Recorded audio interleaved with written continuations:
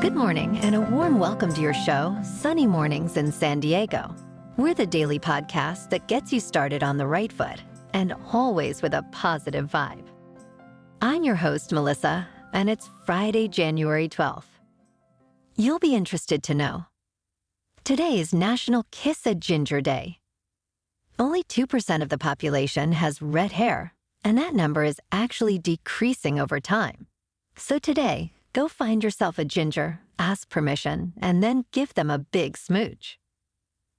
Goodness, I never thought I'd wish I had red hair, but today I do. Now let's check out the weather in the San Diego area.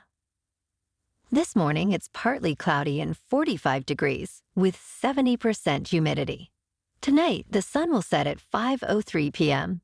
and it will rise again tomorrow at 6:51 a.m. It looks like we're in for a day of sun with a high near 63. Southeast wind around 5 miles per hour.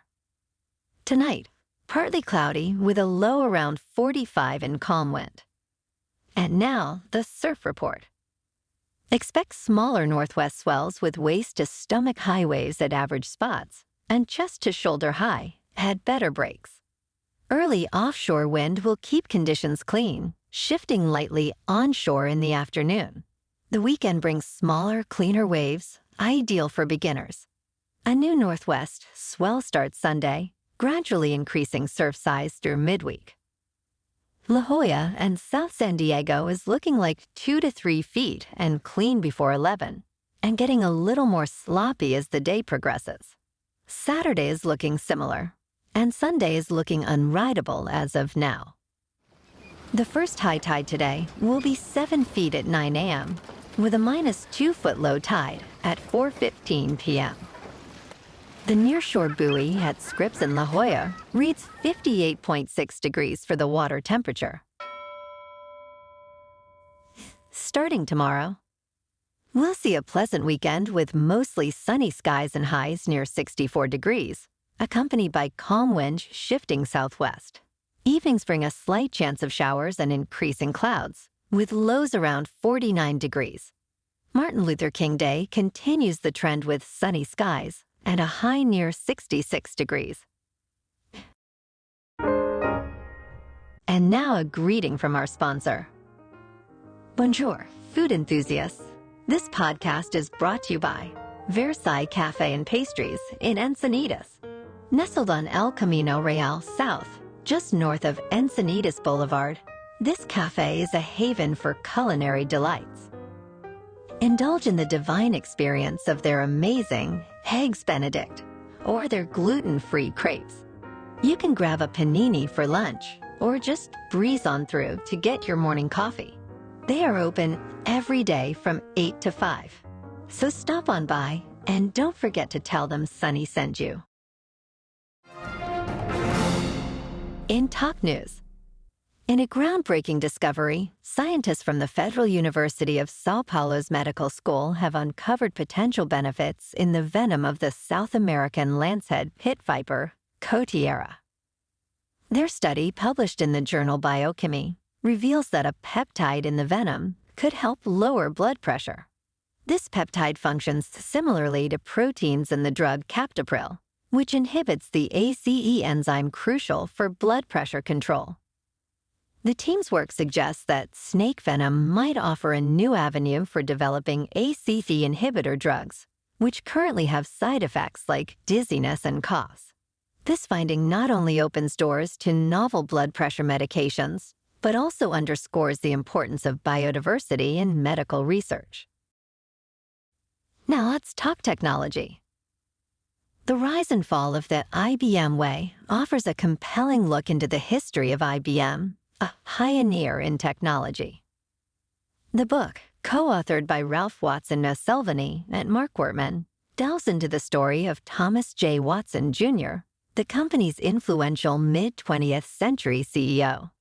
It highlights IBM's significant contributions, from mainframe computing to AI, underlining its role in ushering in the digital age. Despite its technological achievements, IBM's culture, focused on employee welfare and social responsibility, gradually became outdated. The company's journey is marked by its transition from mechanical to electronic technologies and the pivotal role played by the Watson family.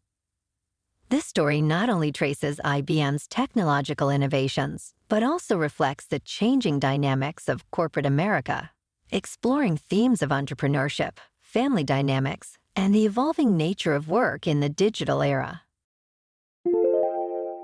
And in stock market news, Kathy Wood, CEO of ARK Invest, predicts Bitcoin could reach $1.5 million by 2030, a significant increase from her previous $1 million forecast. This bullish scenario follows the SEC's approval of spot Bitcoin ETFs in the U.S., marking a major development for the cryptocurrency.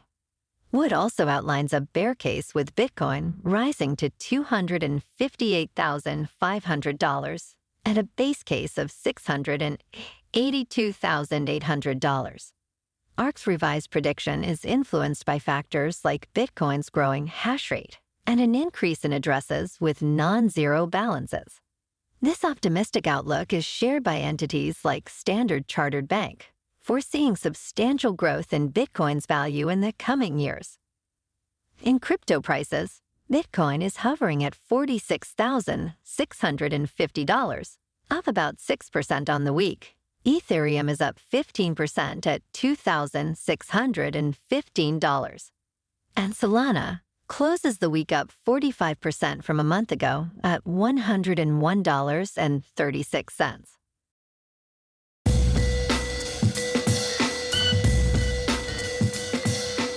Now on to sports. It's official. Bill Belichick is out as the head coach of the New England Patriots.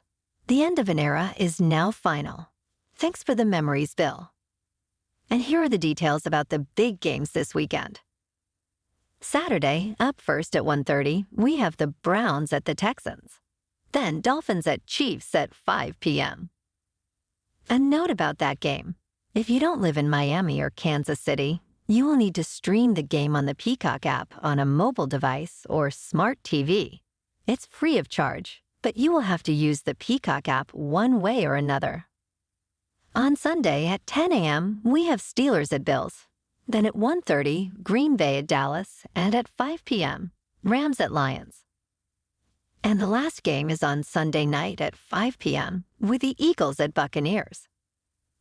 Now in the NBA. Last night, the Lakers at home against the Suns lost another one, 127-109. And tomorrow, the Clippers are on the road taking on the Grizzlies. In national hockey. Last night, the Kings on the road taking on the Panthers lost 3-2. And the Ducks on the road also lost to the Hurricanes 6-3. Moving on to a more local vibe.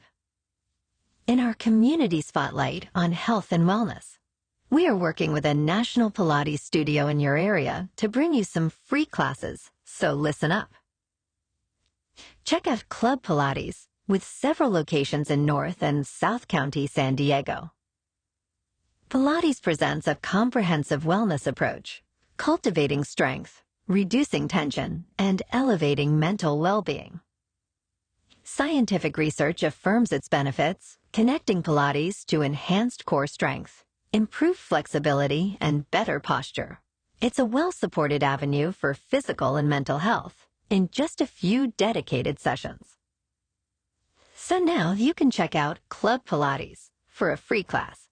With locations in Encinitas, Solana Beach, Oceanside, La Jolla, and more, be sure to tell them Sunny Mornings sent you by. And now back to the show.